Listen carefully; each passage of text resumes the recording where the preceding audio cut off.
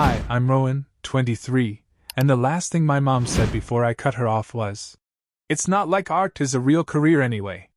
That was after they dropped $35,000 on my brother's private sports coaching package to boost his scholarship potential, and laughed, literally laughed, when I asked for help buying oil paints and canvas rolls. I grew up in a house that smelled like linoleum, competition, and Axe body spray. My brother Jason was the golden boy.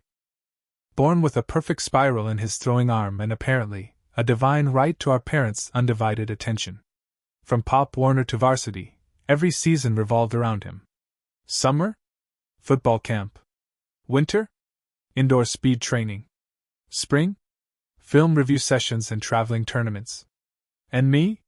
I was the one in the back seat sketching game day ticket stubs and sneaking charcoal sketches between plays. I don't even remember when I stopped asking them to come to my art shows. Maybe after they, accidentally, missed the fourth one in a row. My junior year, I won the state art competition. They sent me a thumbs up emoji. Jason got third string quarterback, and they threw him a steak dinner and posted about it for a week. So when senior year rolled around and college talk started heating up, I braced myself. Jason's recruiting season came with new cleats, private sessions, a media consultant, and eventually, a $35,000 check to a specialized sports prep academy that guaranteed Division I visibility. I asked, quietly, cautiously, if they could help me pay for a set of high-quality art supplies and cover the $900 summer course at the local art institute. My mom actually snorted. "Honey, we're already stretched thin with Jason's future. Art is fun, but let's be real. No one makes a living finger painting." I didn't say a word. I nodded like I understood. Then I walked up to my room, pulled out the savings I'd been squirreling away from tutoring and commissions, and registered for the class myself. I had $48 left in my bank account after that. But for the first time in my life, I felt rich. That was the same summer Jason totaled the family's second car in a DUI. My parents blamed the curve in the road. They replaced the car 2 weeks later. Meanwhile, I was biking 6 miles to the Art Institute every day with my canvases strapped to my back like a medieval pilgrim of color and broke dreams. My professor, a woman named Nadia with a tattoo of Caravaggio's, Judith, on her forearm, pulled me aside after the third week. "Rowan," she said, "you don't paint like a student. You paint like someone who's trying to burn something out of their bones." I didn't know how to respond to that. But I went home that night and didn't cry. Not even when I found my mom had turned my room into Jason's trophy overflow storage while I was out. They'd stacked a bin of old cleats on my desk. I went to my laptop, opened a new folder, and titled it Exit Strategy.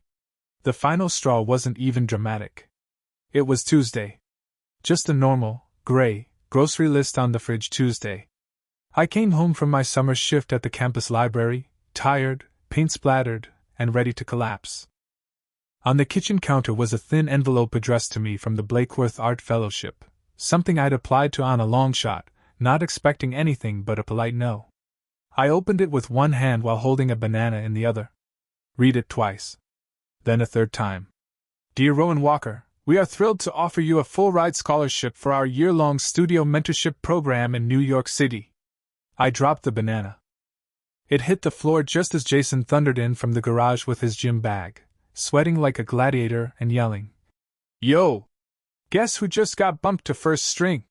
My parents came rushing in like he'd won the Nobel Peace Prize. Hugs, high fives, talk of celebrations, steakhouse reservations. I stood there, letter still in my hand.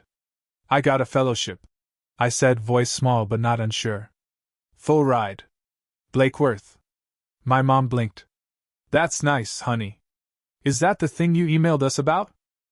"The one you never responded to, yeah?" Dad rubbed his temples. "So, is that like a real school or just a summer camp sort of deal?" "It's a nationally competitive art fellowship," I said slowly. "Fully funded. Studio space. Monthly stipend. Professional mentorship. In New York." Jason opened the fridge and took out a Gatorade. Cool. "So you're gonna be, like, starving in Brooklyn with a sketchpad."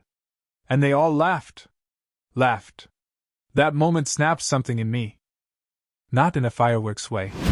In a silent, suffocating vacuum way, like someone slowly closing the lid of a box you didn't realize you were trapped inside. I left the kitchen, went up to my room, and packed everything that still felt like mine.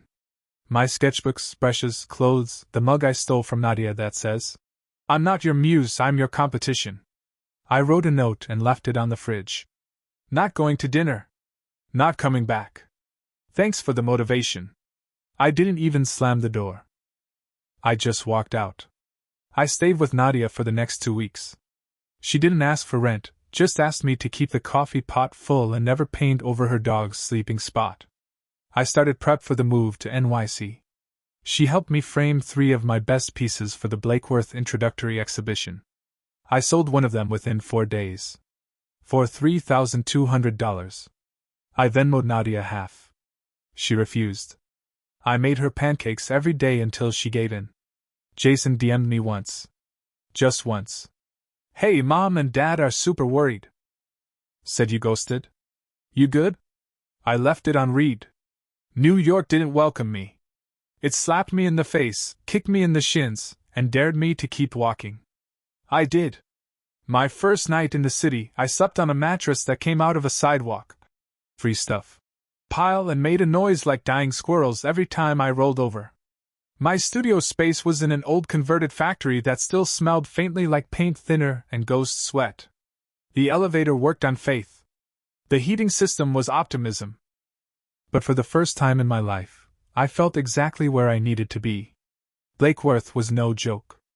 Our first critique was a bloodbath. The program director, a terrifying creature named Margot who wore one color at a time and made eye contact like a hawk tracking prey, stood in front of my work and just said, "This is either the beginning of something important, or nothing at all. That choice is yours." And then she moved on. I didn't sleep for 2 days after that.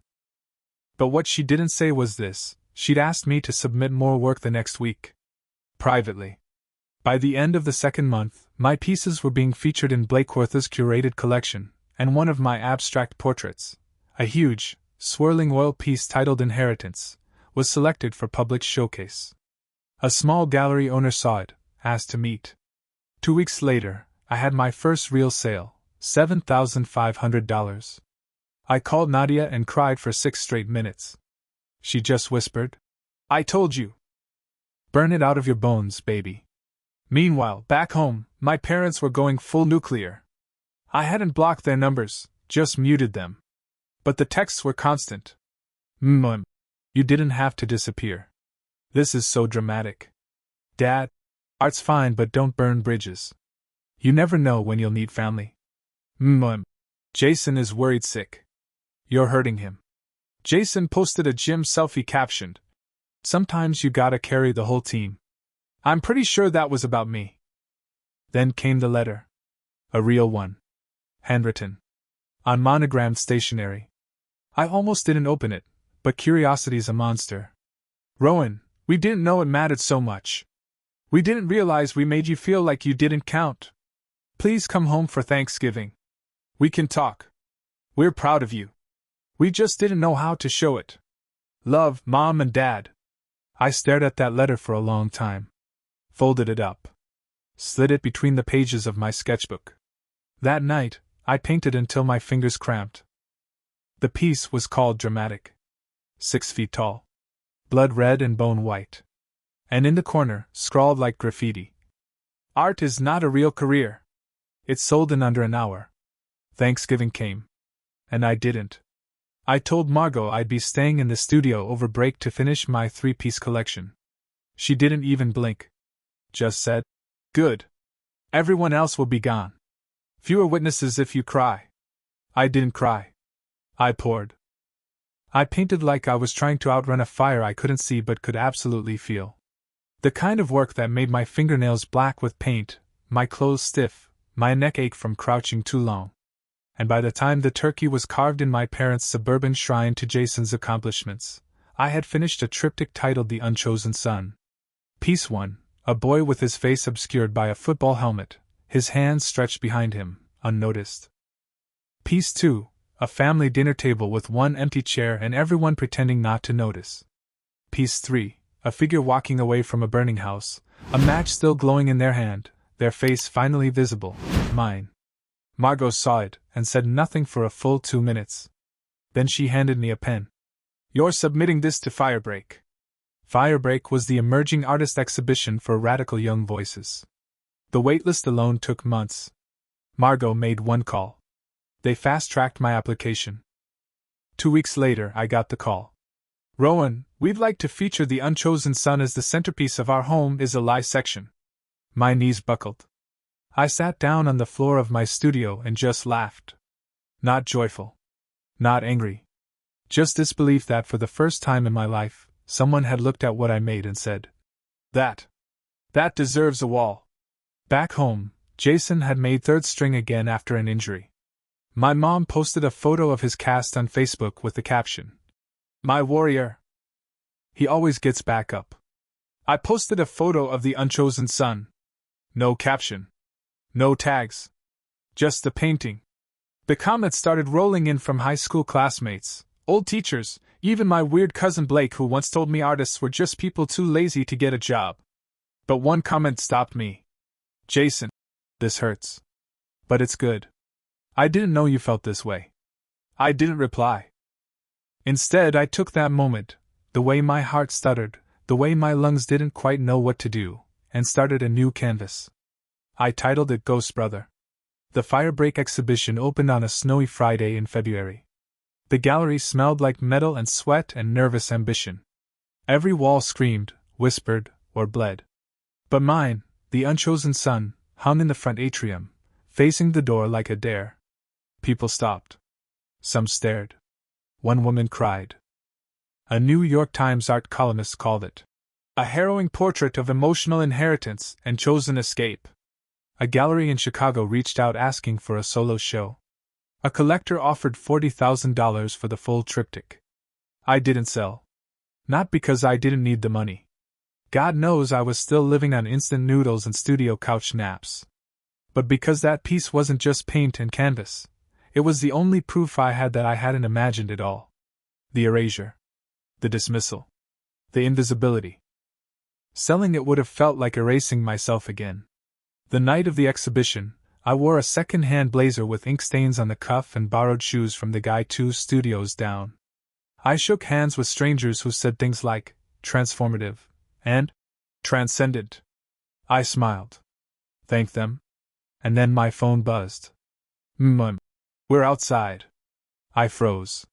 Nadia, who'd come to support me like the absolute art godmother she is, leaned over and whispered, "What's wrong? You look like you saw a ghost." "I think the ghost drove in from Jersey," I muttered. I walked outside. And there they were. My parents. Standing in front of the gallery, holding hands like they hadn't spent the last year pretending I didn't exist. My mom wore pearls. Again. My dad looked like he had aged 5 years in one.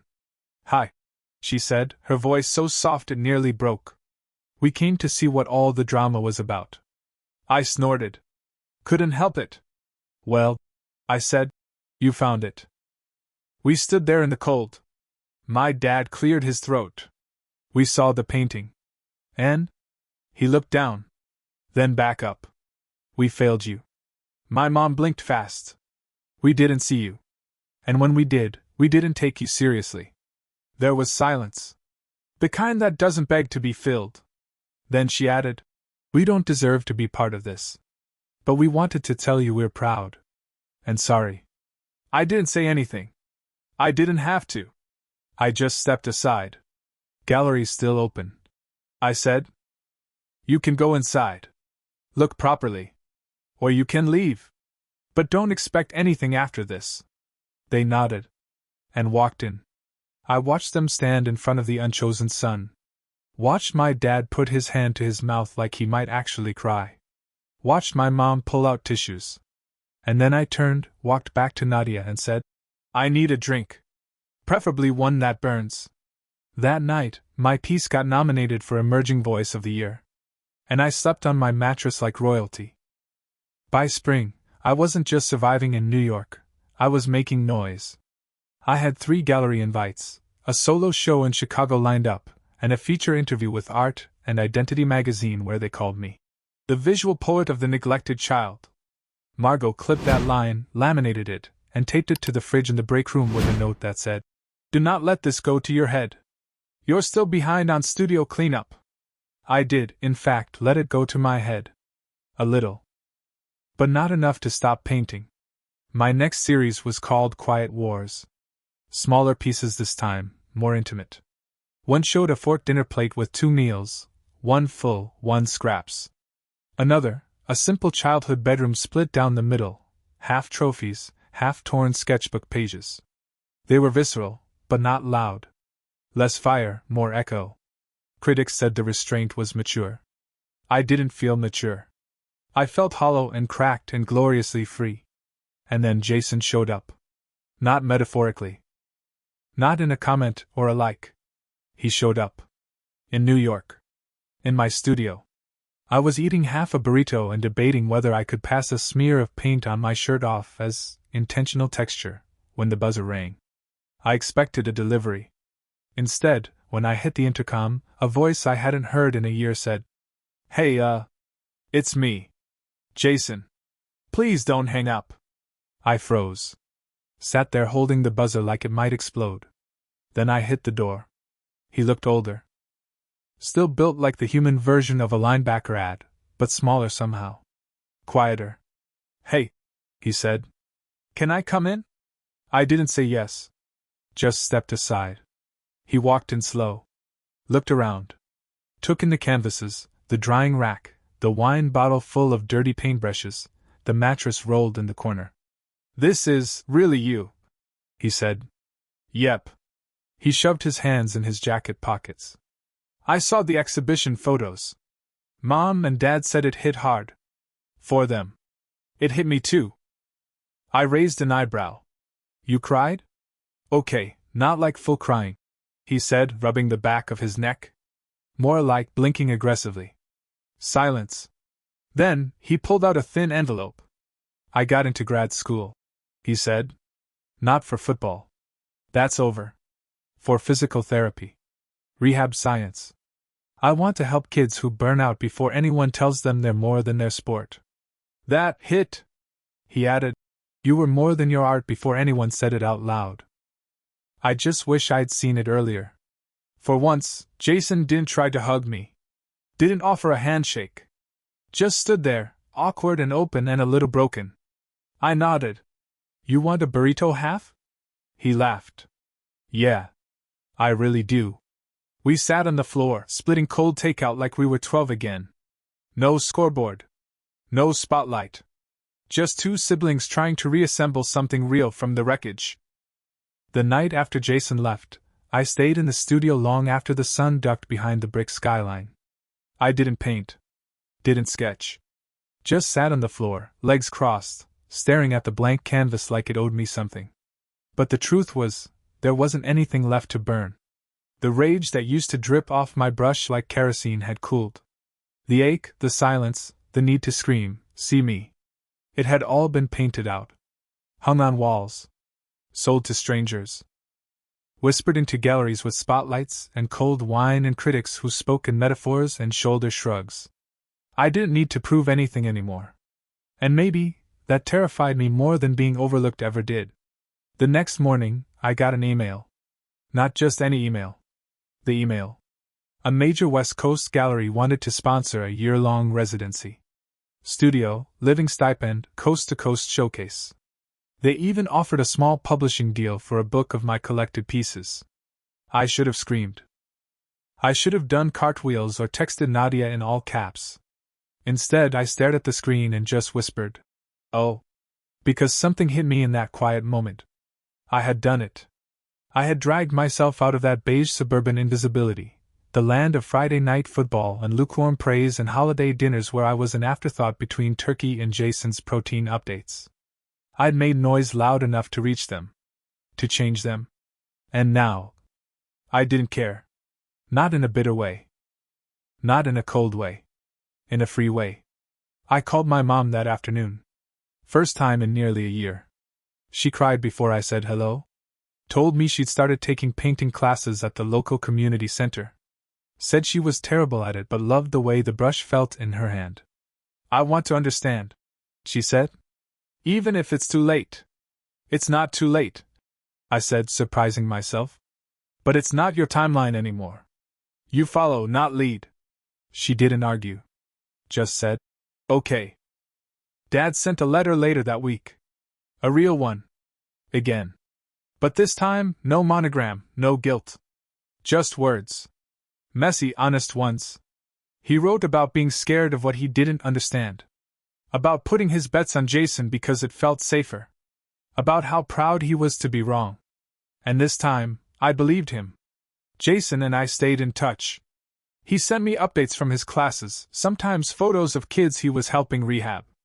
Said he showed one of them Quiet Wars and the kid asked if I was famous. I said no. Jason texted. You're just my brother. But maybe that's better.